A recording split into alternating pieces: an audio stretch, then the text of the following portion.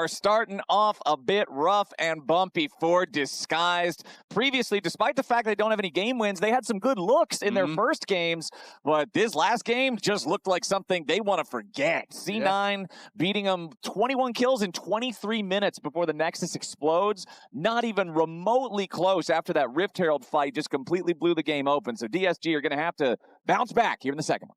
They absolutely are. I mean, one of the weirdest things to me about that game was it wasn't like they just got giga stomped in every lane and then the game went that way. Usually a 23-minute win means you lost super hard in every lane, in every aspect, right from the word go.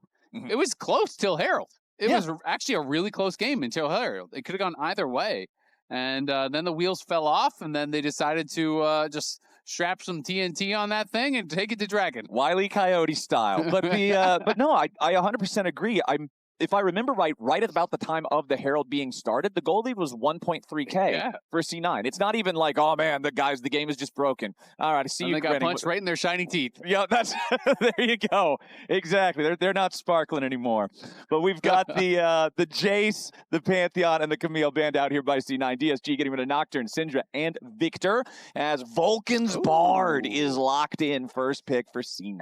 Little Bard Caitlyn action, perhaps? Perhaps. As we are looking at Ziggs. Obviously, Camille is banned, so you can't go that route, but it is going to be Ziggs Shen. So much less explosive as far as the aggressive trades that you can actually go for, but Shen obviously is more of a neutralizing champion. You know, you can look for aggressive moves, but it is much more about how you answer the plays on the map. The one thing I will say, when you pick a champion like Shen into someone like Bard, you are generally so behind the plays until level 6. Like, I like playing both these champions a lot. And if the Shen wants to roam with me, great. Because you're going to be a lot slower without Magical Journey, without the additional move speed from picking up these shrines. And really all you can do is try to answer plays. And because Bard is pretty low commitment as far as a champion, it's not like you have to like run in there and get taunted, right? Everything is ranged. So I generally do like the way that feels pretty heavily from the Bard side of the matchup.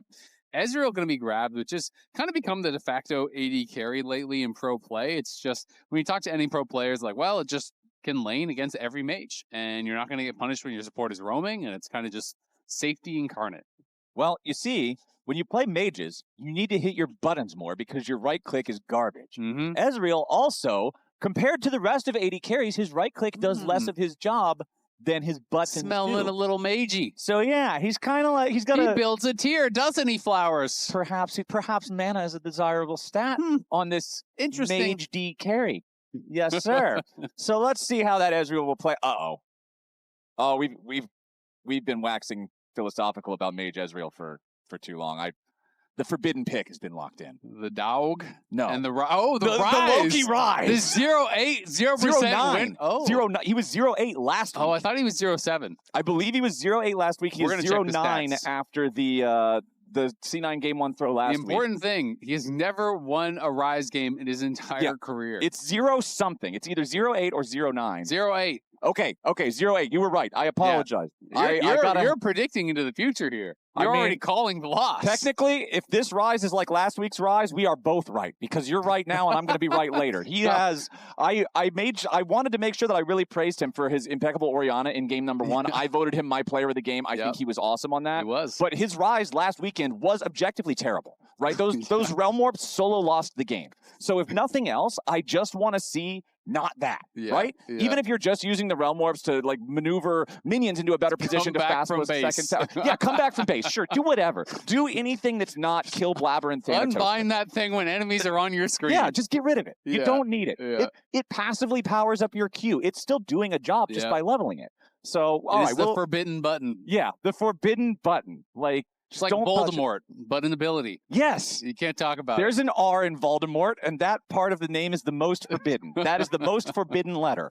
Okay, so now that we've got that out of the way, it is going to be a frontline Renekton and Skarner here for the C9 side. So a couple meatball boys to make sure that the Ryze and the Ezreal have the time to do their damage. You already mentioned the dog locked in for KryRa over on the DSG side. Unfortunately, my friend, I believe that Chihuahua is still Chihuahua size after the game number 1 performance. But will it be after this game here, as Srtty going to be bringing out the Vayne, made his name for himself, getting to the top of solo queue, did that a lot of the time through playing ranged tops, right? And we haven't really got to see him be unleashed on these too many times. Generally, when it is a good situation, they're going to be banning him out. Obviously, last game, Vayne was banned because that is a known counter into Gnar. Has a very, very good matchup in Gnar, but it also has a very good matchup into Renekton. So this is going to be interesting to see how Srtty can actually do, if KryRa can play towards him and enable him, because of course, when you're looking, there are tools that C9 have to get up there and attack the Vayne, right? Vayne versus Renekton isolation, you should pretty much never lose that matchup, but the problem comes when all of a sudden, Realm Warp comes in, yep, the forbidden ability, and then, you know, the Scorpion's coming over the wall, Realm, you know, you have Bard coming in and hitting you with Tempered Fate, like all of these extra tools to attack you, because you have to kind of play in your opponent's face, and you're not playing Cleanse, he is playing Exhaust, so Flash Stun from the Renekton, +1 usually means you're kind of dead. And I feel like you kind of have to attack this guy with multiple people at once, because for both, you already mentioned it with the Renekton, but also for Skarner, if Vayne is sober and has not used E on someone else, Skarner doesn't touch Vayne, right? Like, that's just not going to happen. So I feel like if they're going to do anything to Srtty, they've got to do it with multiple points of pressure. We'll see how much they want to focus on him. Obviously, the bottom lane, with it being that Ziggs versus Ezreal, is a lot of spam abilities clear the waves, so that shouldn't draw as much attention as it might have in game number 1 with the Lucian and Melio combination. And of course, with both of our mid laners having those big macro impacting ultimates with the Weaver's Wall and the Realm Warp, we'll see how effectively, I should say, both sides can use their mid laners to make plays in the side lanes. And that is a very nice start there from Srtty. Thanatos tried to sneak into that brush to be in range to soak XP and loses about 200 health for his trouble as he gets found there by Srtty. These side lane wards are actually so important in these range versus melee matchups, because if you do not have the brush warded, he just pops in and out over and over, and Vulcan going to see if he can find a steal. There is no smite, so he has a chance. Yep, the Dark and Dagger bleed, getting the blue down to 200 HP. KryRa does not want to have this fully reset. Oh, but it is going to reset at least partially. So even if Vulcan doesn't get to steal it away, he does slow KryRa down. Now Lyonz is ready to answer, finds a taunt onto Vulcan as the Bard makes his exit from the enemy jungle, but it's level 1 Shen. It's not like there's any real kill threat or anything there. Yeah, and no one else was moving, so it's kind of a who cares. So not only do you spot KryRa, you slow him down a bit there, and you put Blaber in a position where Blaber just wants to power farm to 6 mostly, unless there's some really good gank, you know, opportunity that is opened up. So the tank jungler is going to be accelerated a bit. He's going to be about 1 camp ahead of the pace of where KryRa is, thanks to that play there from Vulcan. And for Thanatos, a lot of these range versus melee matchups is about how much do you give versus how much do you try to farm, because it is very, very difficult. You cannot farm everything, and Blaber is going to walk through mid. Yeah, and that means that Callme is forced to use his flash in trade for Loki's Ghost, so Summoner Spell trade up for the C9 side. Yeah, and Blaber just does 3 camp and then goes through mid towards bot, so it's not like he's wasting a lot of time here, and now Vulcan's coming back, so they are being pretty annoying. Just drops a couple of those health shrines. When those are fully charged, it is 100 HP that he's getting, so it's not a full health potion, but it is basically 1 refillable pot charge. Is quite nice there. And remember, home grounds here is going to be hosted by Lion in Mexico City. It is week 6, and we're going to have some really good matchups. The 4 teams that are going, C9, Lion, TL, and Shopify, we are going to get the Lion versus TL matchup that I think everyone is really looking forward to. And also in week 5, the other 4 teams will be playing a doubleheader here in LA to accommodate the schedule. But man, I'm really excited for some of those top of the table matchups. Yeah, it ought to be a great time. It'll definitely shake things up compared to the normal flow of a split here in LCS. So make sure you mark that one on your calendars. Week 5 here in the studio, and then week 6 is our big road show with those 4 teams. So down in bottom lane, Vulcan has returned here. You can see neither one of the supports hitting level 3 here just yet, but Lyonz is very close, and Vulcan is not. So Vulcan will need to soak a little bit of EXP. Yeah, and Vulcan versus Lyonz, I think, is a really important matchup because I'm just going to be honest, I do think that Lyonz has really been struggling in his time with DSG. Yeah. And Vulcan, I think, is one of the best supports in the league, period. You know, he's been playing really, really well. I think Core and Isles have also been fantastic, but to me, those are kind of the big 3 right now. And it is going to be up to Lyonz to try to match Vulcan on a champion that I think has the edge as far as how he's going to be playing the map, and against a player who is on absolute comfort in that Bard as well. So this is definitely a point of trouble potentially in this game for DSG. Yeah, Lyonz definitely needs to step up. I feel like anybody that's been watching LCS consistently throughout this year is going to look at him as one of the biggest avenues for potential improvement for Disguised. So going up against somebody like Vulcan, like you're saying, who's been having good games individually, even in the games that C9 as a team is committing some of those unforced errors, some of those blunders, certainly a tall task here for the DSG. He wasn't the support. Realm Warper. No, he was not the Warper of Realms, but he's going to be on a magical journey here soon. You can see once again, just wandering through the river. Nothing really super exciting in the first 4 or 5 minutes of gameplay in this one, just like game number 1. So both teams taking it slow out of the gate yet again. You can see Lyonz is up towards that top side, so I think was maybe predicting that Vulcan would move up there and wanted to be there to try to cover the play. Thanatos took an early base to buy refillable cloth armor, where Srtty has not yet been back to base, so Srtty kind of has to pick his moment to try to crash this wave and actually go back and buy his items, because of course, you know, he is not playing TP, he is playing exhaust, so he needs to actually have prio to be able to, you know, get a base off without losing a lot, and he should be able to get that. But of course, the longer you are out here in lane, it is a little bit scary if you are getting ganked, you know, and someone is level 6 with like a real item, and you are still just on Doran's bow.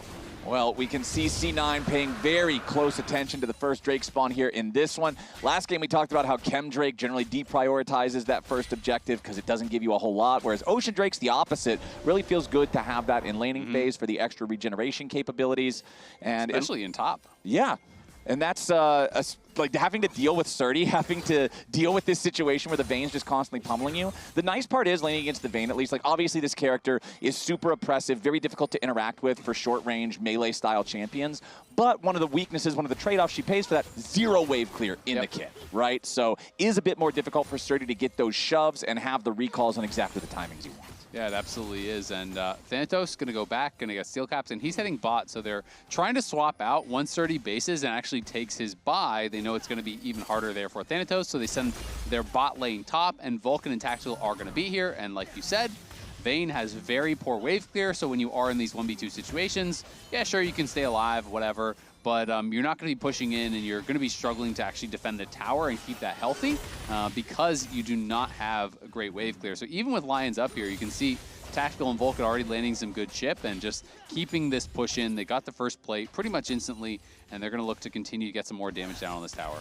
Yep, and Srtty and Lyonz will just be laning against him 2v2 style. It's like the Vayne has been picked as the bottom laner now since Ziggs has the incredible wave clear that he does. They're fine just leaving sajed down there against Thanatos on the Renekton. And if you're Thanatos, this is great. Even though you have the armor boots and Ziggs is going to do AP damage, I still feel like laning against the Ziggs should be far less oppressive than Vayne in your face every time you walk forward. It absolutely is. I mean, especially because he was able to kind of live through this early stage. You know, he TP'd back quick, and then he never had to actually lane against Vayne post-buy. So his TP's almost back, right? And yeah, eventually, in theory, sajed could whittle you down, but you're going to be able to clear out the waves very easily, and even if you eventually get low, then you ult, you clear the wave again, you TP back. You know, it's not going to be a big issue there for the Renekton.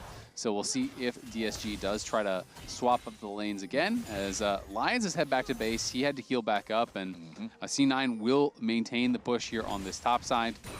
And we're just kind of waiting to see where that first play will be made. Yeah. Both teams kind of have somewhat similar comps in a lot of ways. You know, obviously, you have a playmaking support who's going to be able to move around the map. You have 2 mid laners with the Realm Warp as well as the Weaver's Wall who can be able to move around the map, and they are going to be looking for those big fights. Ooh, Lyonz with a nice 2-man taunt coming in. Vulcan's your first target. Magical Journey through the wall, getting away for now. Srtty trying to hunt him down, but it's first blood over to Srtty's Vayne. Make it a double as he's getting paid here for this top side 3v3. It's DSG coming out on top. Tactical and Vulcan down, and Srtty's Vayne is off to a beautiful start. And that was a really good start to the fight there from Lyonz, who we were just being a little bit critical of, saying, you know, that he was one of the ones who had been struggling. Blaber is back here, though, but Vayne has the move. Yeah, Blaber, though, just walking up, stealing that grub away in a contest of no smite versus no smite between the junglers. It is Blaber who lands it,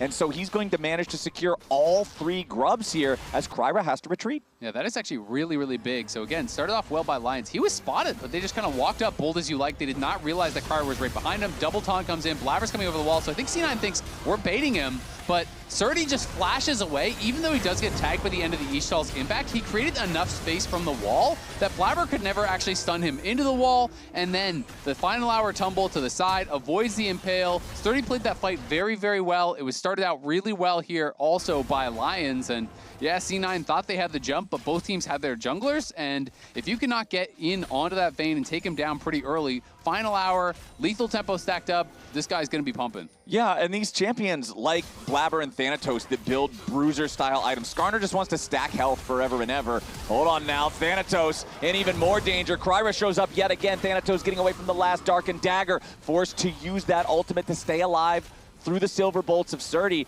But yeah, Srtty's two big targets he's going to be hitting are mostly health, bruiser, meatball-style champions. Yep. Vayne chews through these so easy. Yeah, he absolutely does. I mean, it is a nightmare to itemize against Vayne as any sort of champion that's supposed to be tanky, because there's nothing that feels good. You build health, well, percent true damage. You build armor, well, true damage ignores that too. So it is very, very difficult to deal with the Vayne in these situations. And even though Thanatos lives, he loses his flash and his ult, which are really the only tools he has to try to do something in this matchup. You know, I talked about the vulnerability that Vayne has if a jungler shows up, but without flash, that is tough. And remember, the LCS Championship is headed to Gas South Arena in the greater Atlanta area. October 3rd and 4th, tickets are now on sale.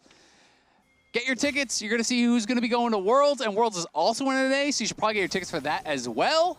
Do love it when Worlds is in North America. 3 out of 4 years, I got to watch Worlds at ass o'clock in the morning, but not this year. Not this year. This is the 1 out of 4. This is going to be year. on at normal hours. Except if you don't live in North America, then it's going to be on in the middle of the night. But you know what? It's Worlds. It's worth it. Turn that schedule upside down. Send your boss a message. Uh-oh, you just got sick. We'll deal with that a month from now. Exactly. And nice for you because you have a soy allergy. And it's harder when you're traveling to find food you can eat. True. We are going to hit up the good old American fast food chains. That will be the play.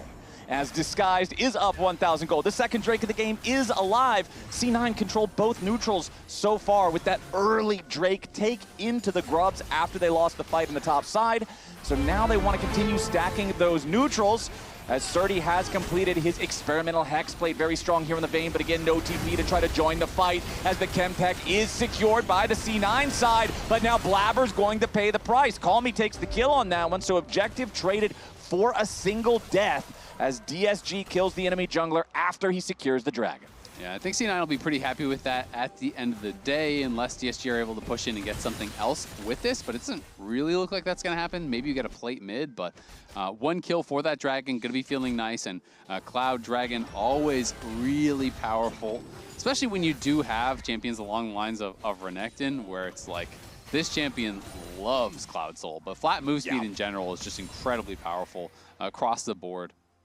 And now I really just want to see from Disguise specifically, because we talked about in game number 1 a lot of, yeah, they can get leads in individual games. In the game 1s of the previous 2 weeks, they did that, but then they can't convert it. And you mentioned how, yeah, it's a young roster. They're more inexperienced. It's harder to know what to do with the leads once you have them than it is to just get them in the first place through simply having the hands. So I really want to see, since so much of the power of DSG right now is in this Vayne that's in the side lane, who does not have a teleport, DSG is going to have to pick their fights correctly. The Chihuahua is fed. And now we have to see what the Chihuahua can do. Okay, well, it's still a Chihuahua for now. It might have got a whole bowl full of kibbles. But it's a Chihuahua with an experimental hex plate, and that sounds terrifying. Okay, experimental hex plate for the Chihuahua, trying to bark at the dog that's 2 ladder rings above him. Yeah. Significantly bigger dog. Yes. But that Chihuahua is going to be fast. The Chihuahua is ready. But again, they have to be able to play around Srtty. They have to be able to play around this Vayne that is fed and does not have a teleport. That means it's everyone on the team's responsibility to recognize this point of power and only make moves that are going to allow them to leverage it. Yeah, and I mean, it's always difficult, you know, because Vayne, you are relatively short range. Yes, you obviously have final hour. You're going in Viz. You have these abilities to outplay. As Blaber, maybe going to find an angle here on Callme. But the problem is, if you get flash room prisoned by Loki, or you get hit by a Cosmic Binding or anything like that, or a flash Ruthless Predator stun, the follow-up CC will be there from C9, almost guaranteed, and you're probably going to die 100-0 without moving, right? Because eShell's Impact, Impale, all of this CC will be layered, so Vayne really is going to be depending upon her ability to avoid that initial CC, to try to outplay in these little skirmishes. Because once those cooldowns are used, once that CC is used from C9, then Vayne can go crazy. But until that moment, you have to be pretty careful. Honestly, I would love to see Mikhail's from Lyonz or a QSS from Srtty for like item 3 or something. But I know obviously you don't want to rush QSS too soon because it's going to interrupt the core build path too significantly. But the experimental hex plate is already there. You can see the cloak working towards that second completed item as Thanatos, he has done a very good job of staying caught up in terms of farm. It's only like one wave separating the two of them, but he's still having just as much fun as he was earlier, which is none at all. Yep, I mean, you're basically, in this matchup, all you are doing is trying to one-shot the wave, right? You're kind of turret hugging, and then when the wave comes up, you go in, slice and dice, and you try to just kill that wave as fast as humanly possible so you do not interact with that Vayne. And he's done a good job, and C9 have also done a good job, you know, with how they were moving around the map and kind of circumventing some of the difficult parts of the matchup. So he has stayed very, very relevant as far as the farm is concerned. He's only down 2 CS, but of course Srtty has gotten plates, and Srtty did get those 2 kills. So Srtty is still up 1,000 gold. Well, this is the point of the previous game where everything exploded for DSG. It all came down to the Herald fight. C9, they take the Herald, they take the fight. They even use the Herald right after to chase underneath the enemy turrets, secure an additional kill. The game wasn't really playable for DSG after the Herald in game number 1. So now in game number 2, it's DSG with the nearly 2,000 gold lead. Remember, it was C9 with about 1.3, 1.4 lead before the Herald in the previous game. As now bottom side, it's a DSG play going in after Thanatos. KryRa uses the call of the pack to drop any turret aggro. They got Lyonz there with a stand united. They set it up easy peasy for Srtty to get kill number 3. And they know that C9 is going to go after that Rift Herald. They're saying, fine, take it, whatever. We're going to kill your top laner and get the turret bottom. Exactly. I mean, the Rift Herald is the potential of killing a tower or getting plates. Killing someone and getting plates is killing someone and getting plates, right? That is the gold right there. And there's no way that Thanatos can outplay in that situation because he just gets the dog delivery system into a taunt, into that condemn in the wall, and he's just dead. I'm going to say the most white guy from the Midwest thing that I can right now, which is there's an old Family Guy episode that has a joke in it where Peter Griffin picks a mystery box over like a boat. And his friends are like, Peter, why did you pick the mystery box over the boat? He's like, mystery box could be anything. It could even be a boat. And that's kind of what you get from the Herald versus the Tower. What I always think about with Family Guy is that when Peter falls and hurts his knee, and he's for about 5 minutes straight.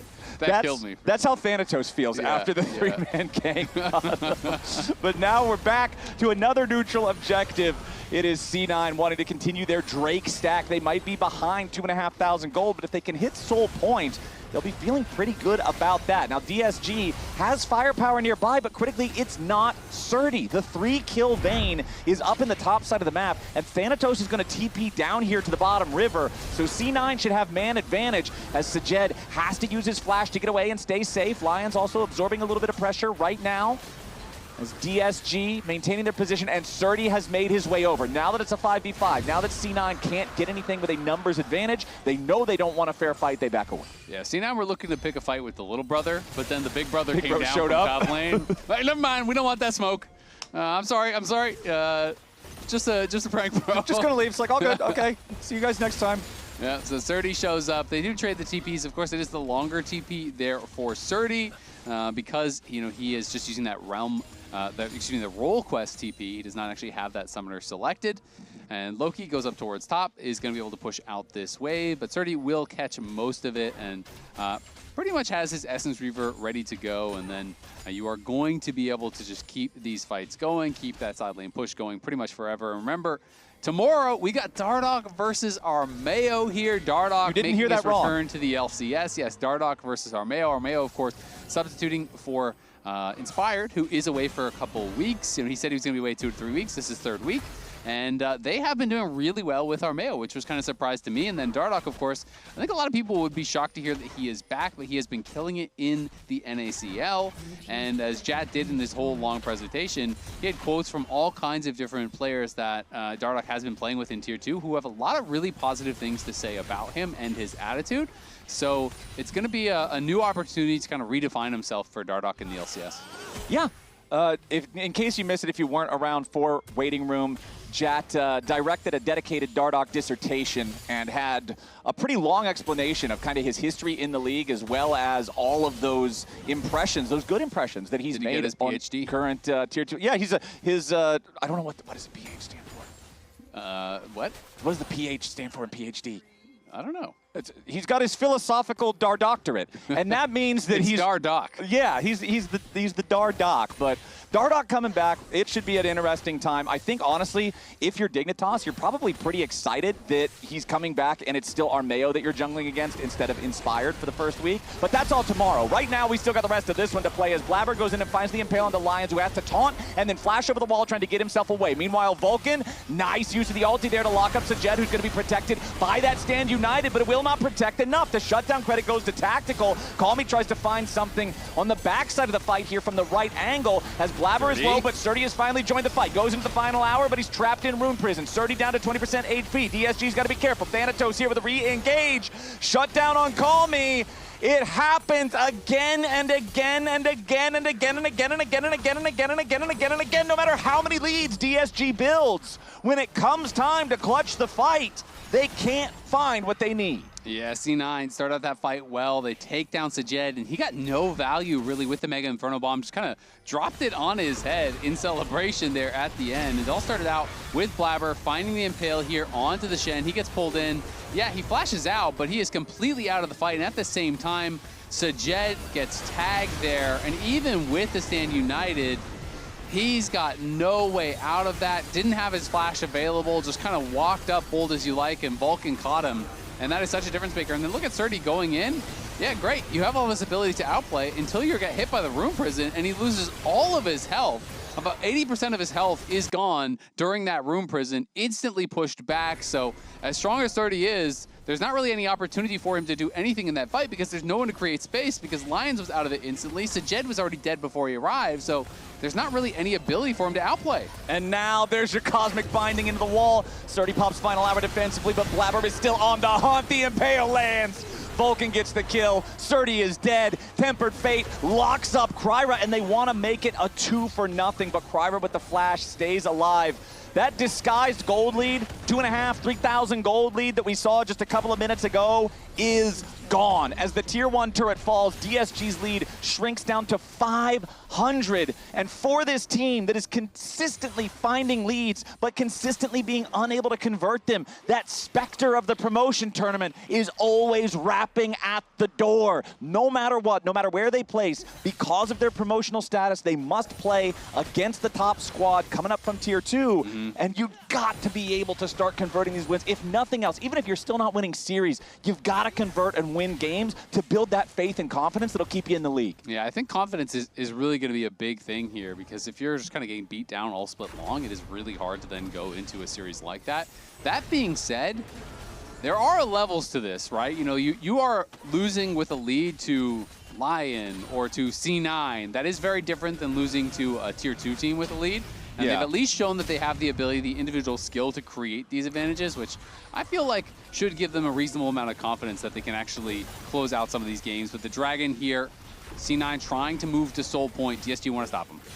All right, C9, let's see if they can maintain the area, maintain the perimeter long enough to secure this one without a contest. Yes, they can. DSG still thinking about stepping up. Gold might as well be dead even right now, as no fight will occur. C9 are just going to exfiltrate this one, and now we are once again back to a point of permanent pressure here for DSG, as every Dragon afterwards is going to demand an answer. Realm Warp is used. It's a PvE Realm Warp! It's a PvE Realm Warp. That's what we said we wanted to see. Use it to get back to lane. Use it to go to the Baron. Use it to reposition your minions. Just make sure that Realm Warp is targeted towards something that the game controls. And right now, C9 controls the Baron. They're going to get this one for free.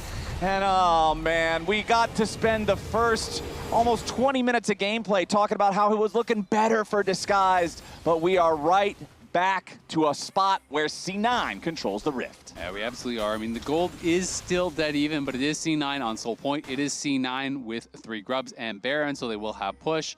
And now pressure is on Srtty. I mean, he has been in a good spot for a long time, but I mean, I don't even really think it's his fault. He just hasn't really been able to do anything in these fights because the fights have kind of been over by the time he showed up, right? You know, that mid lane fight, Lyonz is already out of it, and sajed is dead by the time he shows up. That dragon fight, they're just completely chunked out before he even arrives. I mean, that's what I was saying earlier, though. This is kind of the test that you were giving them back in game number 1 is, yeah, you can get leads, but the inexperience, the lack of coordination puts them in a spot where it's hard to turn those leads into wins. And I said, I've got to see how they play around Srtty. This is your point of pressure. It's everyone's responsibility to play through the point of strength, and Disguised have not successfully done it. I mean, look how much damage Tactical has gotten done. He has been the difference maker. He's landing so much poke before a lot of these fights, and you know, even Srtty beating on that Renekton all lane long is not close to the amount of damage that Tactical has done on this Ezreal. They're going to go for him, though. Yeah, they want to try to dive in here with KryRa. Hound's Pursuit, yeah, he casts it, but Tactical's still at 75% HP even through that ulti from the Naafiri, and now that's a massive tool for the team fights that KryRa doesn't have available. Red Bull Baron power play still active for another minute and a half for C9. They know there's no Naafiri ulti, so they're just going to keep the pressure mounting. Tactical is left over in the mid lane to make sure that they're putting that pressure on at least 2 separate points, while everyone else groups top around the tier 2. Blaber going to take a ton of damage here, though. Stunned back into the wall, tries to maybe turn it around. That looked a little silly, as he wanted to flash, maybe find an Ishtal's impact angle, but he will not get it. Loki takes the Realm Warp, gets himself away. DSG aren't going to get any more up here. Meanwhile, C9 trade it for the tier 1 turret in the bottom lane as Thanatos has pushed up and claimed that one. Tactical still pushing back over in mid with Vulcan beside him. KryRa jumps forward yet again, but remember, the Hound's Pursuit is on cooldown from earlier, so no chance to really chase after Vulcan or Tactical. Yeah, good pick there on Blaber. I'm not really sure what he was thinking with the flash, and he goes for the flash, Ishtal's impact. Maybe he was trying to catch someone, but sajed is going to be the one caught. Yeah, do they have any follow-up to do something meaningful? Yep. Yeah, they sure do. Tactical just jumps in and blows sajed away as now Tactical, ooh, nice. He was trying to use his teleport for the fast exit, but Srtty just pushes him with the Condemn, cancels the channel on the Summoner spell. KryRa jumps in and grabs an additional kill here, this time on a Vulcan, as Thanatos has to slice over the wall trying to stay alive. Flash away as the Condemn bolt is in the air, means he clears the terrain first as the Condemn chases him and then further creates distance between Thanatos and his pursuers. So he will live, but nice moves from Disguise, getting something back, halting the C9 onslaught even after sajed dies. Yeah, sajed, you know, on the Ziggs, it's normally considered a very safe champion, but he has been struggling a bit and didn't think he could get dove. But even through the Stand United, he is just taken out, and then Tactical looks for that TP exit, but does get hit by the Condemn. I thought for a moment there, though, that it might actually be an angle out as he shifted over the wall. But at the end of the day, DSG do get a couple kills and get the flash off Renekton. It looks troll. Oh, thank you. Looks troll, but not the worst result. Yeah. We got Vayne flash. Yeah, it's fine. It looks troll. Oh. Okay, it looks troll, but it's not the worst. Yeah, at the end of the day, I mean, you did get Vayne flash, you did get 1 kill for 2, so I think it's not the worst, but they did lose the flash, obviously, off of Thanatos as well, and so there is definitely a cost to it. But you could hear, I think that was probably Loki's voice with the, yeah, sounded very unconvinced by, like, I don't know, by the not the worst result. That kind of wasn't great, man. All right, so although the gold is now even, this brings even more spotlight onto the objective state of the game. C9 have been running the show with the Herald, with the Grubs. 3 out of 4 Drakes secured so far, and it's 20 seconds until the Soul spawns. You already mentioned how Thanatos loves that on the Renekton. It's so powerful for so many of their champions. Move speed only becomes that much more effective when your champion is limited in mobility in their kit. So for somebody like Ryze who just runs at you, that's always going to feel really good. DSG on the approach now as C9 are staying grouped up as a unit. Loki gets taunt flash. That might be Disguised opportunity. Loki with the flash back into the Dragon Pit, staying alive for now, but Blaber is already dead. Loki's about to follow. Tactical goes over the wall, but KryRa's ready to follow him. 3 kills, DSG. Thanatos in the middle of everybody. But what the hell is one crocodile gonna do? It's DSG clutching up when they need to and slamming the Dragon Soul fight. And finally, DSG are able to be on the front foot. They're creating the chaos. They are the ones pushing forward here and making space as they go in. And look at this here from Srtty. You know, comes in on the side, pumping damage into Blaber. Taunt flash comes out from Lyonz. They're on to Loki, even with the double ult from Vulcan onto the backline. It just didn't matter because Srtty was completely untouched. They created so much chaos. He was able to find that time to free hit Lyonz making space, Naafiri flying into the backline, making space, and you can see I Will Dominate not too happy about how that fight went. And look at that Chihuahua. He's looking angry. He is downright feral in that one, DSG. And this is what it looks like when you play around that point of power. When you start the fight off with Vayne ready to pop off, Srtty hitting 6,817 damage in the previous fight. The highest damage on the enemy team, just ever so slightly over half of that from Thanatos on the Renekton. So now Sajed has to sidestep the Tempered Fate, stays alive for the moment, does not get caught by the Cosmic Binding, creates enough time to allow DSG reinforcements to arrive. Stand united, coming in from Lyonz, as now Loki's gonna be your target once more. Srtty on the chase down, grabbing kill number 1, make it number 2, both solo laners out of the way. And here we go, 50-second death timers as DSG set their sights on the Baron. Yeah, that's Baron o'clock, and credit to Sajed. Held his nerve there, didn't even flash. Sidestepped 2 abilities that would have meant his death for sure, and they were near sidesteps in those moments, and now Callme and Lyonz just gonna create that space. They just need to keep Blaber away from that Baron, and it is theirs. All right, Baron, should be no way for C9 in here. Baron secured by DSG, 6,000 gold lead for DSG. They had a solid early game. They fumbled the mid game, but they've clawed their way back, fighting around Srtty, fighting around this Vayne. Now, I'm actually shocked he didn't flash here. Just barely got out. That is crazy. And then the sidestep on the binding as well. If either of those hit him, he is just dead, but he holds his nerve, holds onto the flash, and then Srtty just gets the early stand united, gives him the confidence to fly in, they full send it, and that ult from Sajed got so much work done onto the C9 solo laners. Just finish this and then we can say we win. Well, they're pretty close to saying they win right now, as DSG have 2 minutes and a little bit of change, a little bit of extra couple of seconds there to push with this Baron. They don't have to worry about the Dragon until that one expires. And honestly, the timers line up so well. The Baron is going to expire just 5-10 seconds before the Dragon spawns. So DSG should have total control over the Rift leading up to that, meaning once again, it'll be difficult for C9 to try to approach. But before we even get there, it's DSG trying to mop up some of this freestanding gold. They take out the tier 2 turret here in the bottom lane, bring that lead up to almost 7,000 as they continue applying the pressure down here with Callme split pushing in mid since he has Weaver's Wall to join if a fight breaks out bottom. And C9 just gonna have to try to find some sort of a big play here. And I thought that they had gotten this game in their control, and I was honestly thinking that we were gonna see the first win for Loki on Ryze, but he is 0-8, and DSG are pushing into the base here, looking to seal the deal. They have massive leads really on all of the top side here. Callme, KryRa, Srtty, all in very good positions. But we do know there is still no QSS, there is still no cleanse, so if you can get on Srtty and just one-shot him to start the fight, there is a chance for C9. All right, DSG. Let's see, can you close it out? Can they do what has not been done so far here in the first couple of weeks of Summer Split and get their first game win up against a team like C9 as well, one of the teams that everybody's predicting to be in contest for those world slots, for potentially being one of the teams that could win Summer Split. For DSG to get their first win against them would be pretty legit. You know that would feel good for these guys. It would feel really, really good. And on the other side, obviously, it's going to feel pretty bad for Cloud9, who, had a loss against Dignitas. They did lose that one game, not the series. But if you lose a game against both DSG and Dignitas, that's supposed to be the Chihuahua tier. That's supposed to be the easiest matchups that you will have. So if you are having some close games, some close series against those teams, it is a little concerning for that C9 side and maybe making some people rethink where they kind of have them placed in that tier list and just how strong they are right now. Of course, DSG looking like they are in a great spot to take this, but if C9 wins one fight, if they get Soul, then that lead is completely erased. Well, it's a lot harder to do, though, when you look at the inventories of DSG. The Guardian Angel completed as the 4th big item here for KryRa. Meanwhile, Sajed, double burn items, plus Void, plus Rabadon. Ziggs' sweet spot on the ulti just blasts away half of anybody's health guaranteed, as the Drake is secured by KryRa here. DSG were not able to force down any inhibitors with their Baron. However, they did take the tier 3 turret in mid. They did have control over the map that earned them that Drake.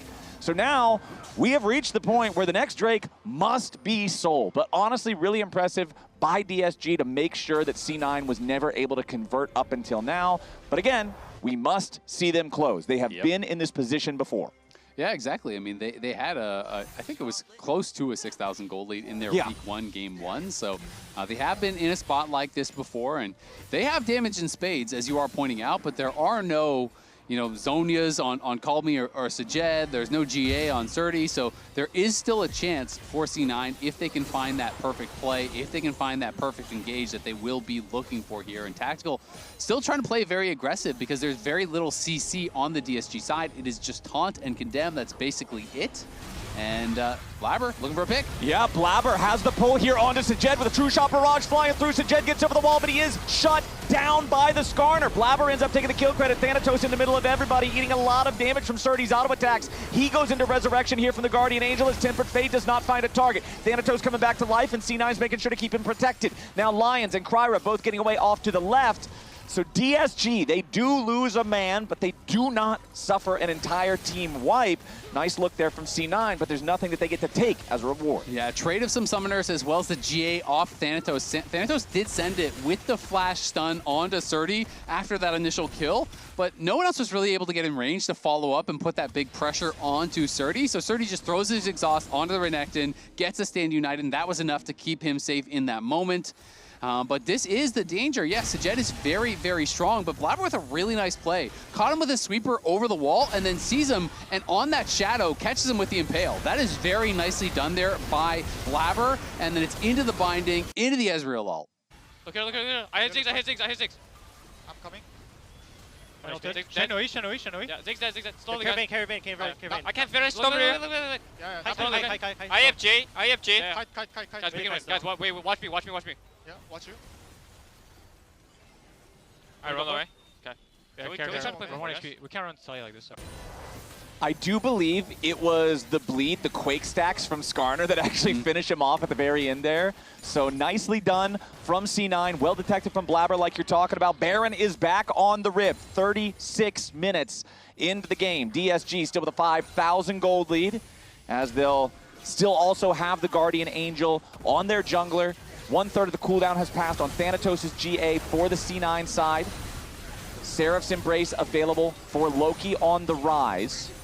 There is IE done now for this Vayne. Very rare to see that in pro play, but he has it completed. He is going to pump if he can get access to some of these squishy targets. And he goes in, dives after Vulcan and Blaber, who get away with the magical journey. So no final hour available for Srtty, but Tactical, Blaber, and Vulcan all chunked by about half HP. So C9 has to back away, yield control over the topside river to DSG. But there's no Weaver's Wall, there's no final hour on the DSG side. If they try to force a Baron fight, they will not have those tools for the big showdown.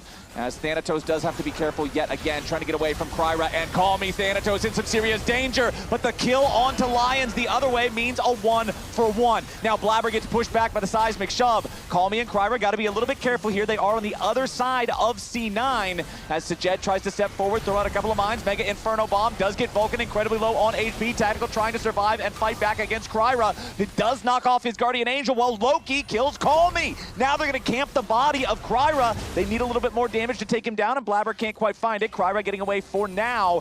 It's 3 dead on the DSG side as sajed and Callme, both mages, are now out of the picture. C9 has everybody except for Thanatos. A TP coming in now as they are ready to reposition their Ezreal back into this scrap. KryRa's still hanging around. Blaber and Loki at low HP. KryRa may not be respecting the fact that Tactical can be here, and Tactical looking after him now, but the TP's ready to come in as Lyonz joins KryRa here with a stand united. Srtty has also showed up. Tactical trying to get himself away now as Blaber and Loki secure the Baron. True Shot Barrage fired off. Will not hit a target. What an extended scuffle there. Yeah, and Loki did such a good job in that fight. Was able to get a lot of work done as KryRa got into the backline. Him and Callme were kind of this 2-man hit squad, but it's so problematic they don't have final hour because Vayne can never really enter the fight. So you have on the bottom side of your screen KryRa and Callme chasing down, killing off Thanatos at the same time. Lyonz gets taken out, but look at Srtty.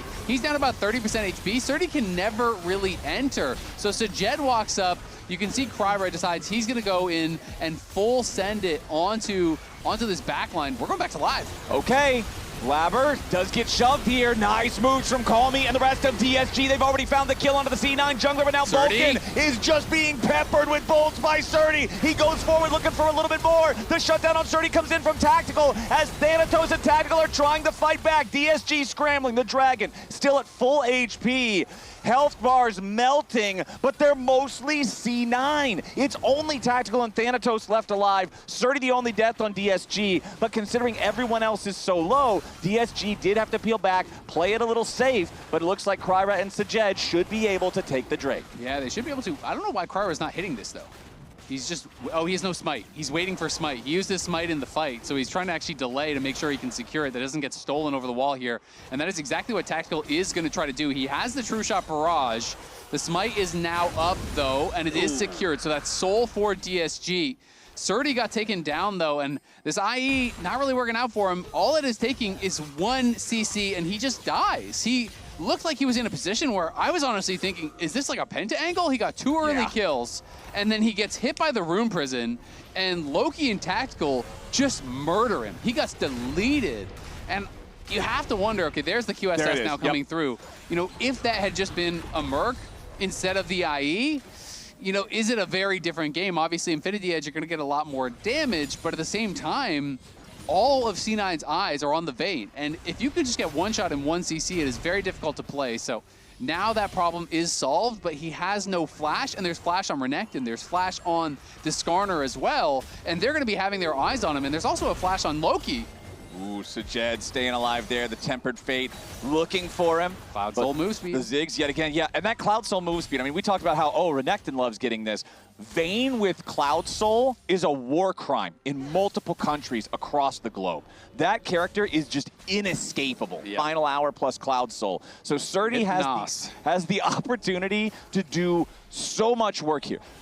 A perfectly played team fight from Srtty, I don't think Cloud9 has anything they can say about it. Yep. I will say, though, sometimes Cloud Soul gets the better of people, and it turns into a little drunk driving, and they get a little bit too far forward. I could go faster. Exactly.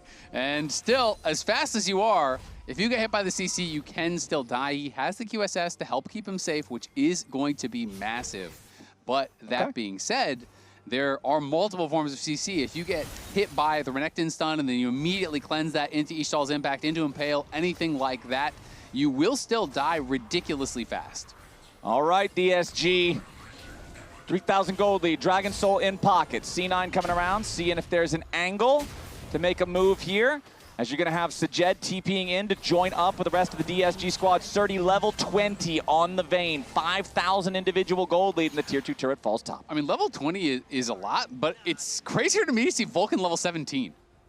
Yeah, supports that's almost maxed out on levels is wild. That is not something that you see very often. Of course, you're not really scaling incredibly well with levels as Bard, but you're going to be a lot tankier than you would otherwise suspect. And he is going to be looking to make those plays.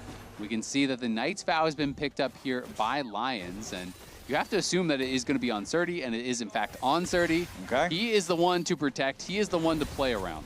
All right, that's the plan for DSG. You must enable the Vayne. You must revolve around the Vayne. Vayne is the sun. You are but planets in Vayne's galaxy. Make sure the sun shines bright, and you'll find yourself your first game win of Summer Split. 1.5 minutes until Baron spawns. 3 minutes until the Elder Dragon shows up. It's going to be one of those types of games. Azael, we were talking in game number 1 about how crazy it is that it ended in 23 minutes, that it ended as quickly as it did. But now here in game number 2, it's just about 43 minutes on the clock, and we are not done yet. And the other thing to remember is Srtty, you know, he's not playing Legend Bloodline, he is playing Legend of Alacrity, so he has very little lifesteal. He does have a pop right now, so he does have that Elixir of Wrath, which is, you know, going to give him, you know, some lifesteal there. But Srtty, a if he lot. gets tagged by any poke, it is actually really problematic because it's not like he's sitting on a BT. It's not like he has really anything as far as that sustain is concerned. So as powerful as he is, every Mystic shot matters. You have got to be dodging. And Tactical is on a true 7 items. Again, a bit of a rarity here, but this game has gone on for a long time. Yeah. Sajed still with some room to grow. I mean, Srtty's up 4.8k, but Tactical's up 5k. And he is ridiculously strong at this point in the game. Thanatos has his GA ready, their Zhonya's ready, so there's a lot of tools here. This next fight is going to be so explosive.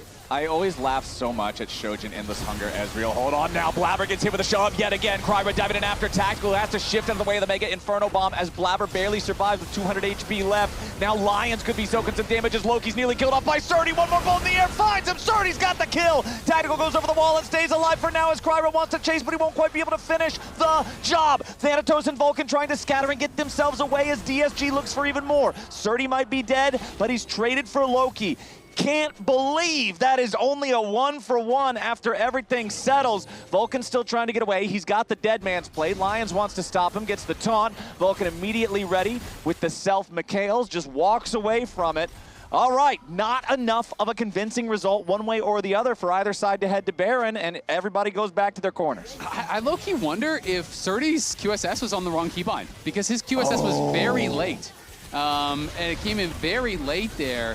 And he just dies, and Tactical with some heroics takes him out with that final Q here and survive with all his lifesteal. Tactical is just playing insane. Well, now he's got to do it again. Thanatos nearly killed off here with the Baron Pit, is hit with the satchel, forced into the resurrection here with Guardian Angel. No real value here out of the Cosmic Binding just yet. Lyonz in the middle of everybody. Mega Inferno Bomb over the top, and Sajed's got the first kill. KryRa nearly falls. He at least loses Guardian Angel. But now C9's backing away again. Blaber gonna get shot down again. DSG are doing it. The front line of C9 is gone, and the Baron belongs to Disguise. They're gonna take their reset and head straight to the Elder. Exactly. The Baron is not the problem. The Elder is the issue here with so much damage this late in the game. That is going to be very, very tough. And Tactical is getting about as much done as you could possibly ask. Proxed GA, he's kiting out. He is playing like a madman in these fights, but Blaber and Thanatos do fall down. It's a 5v3, and C9, I feel like they just got to try to back it up and delay as much as they possibly can. Hope that you can live through this double super buff. Maybe somehow, some way, go for the wave clear, but they do not have the best wave clear, and No. DSG has everything they need to finally go for their first game win. This is looking good for Disguise, but it's got to be quick, it's got to be clean, it's got to be precise. You've got 2 minutes of having both super buffs active at the same time. You need to end the game now as C9 has to dig in and prepare to defend. You can see Loki and Tactical making their recalls. Now's the time to buy elixirs. Now's the time to spend your money. It's all going to come down to can DSG end it right here. First inhibitor going to fall right down there in bottom lane. Mid inhibitor's already exposed from earlier. Remember that. Mega Inferno Bomb flying out. It's dodged, but KryRa already gets the kill. That's the Fed Ezreal. Thanatos in the middle of everyone, trying to put the pressure on, but Sajed's still going to stay alive as Loki is executed by the Elder Dragon. Blaber gets flipped back again, and DSG, it might have took 3 weeks, but they are going to find their first game win against C9 and take us to game 3. Nicely done by DSG. Getting it across the finish line was not an easy game, was not smooth sailing. Felt like C9 had taken back control, but DSG showing up when it mattered most.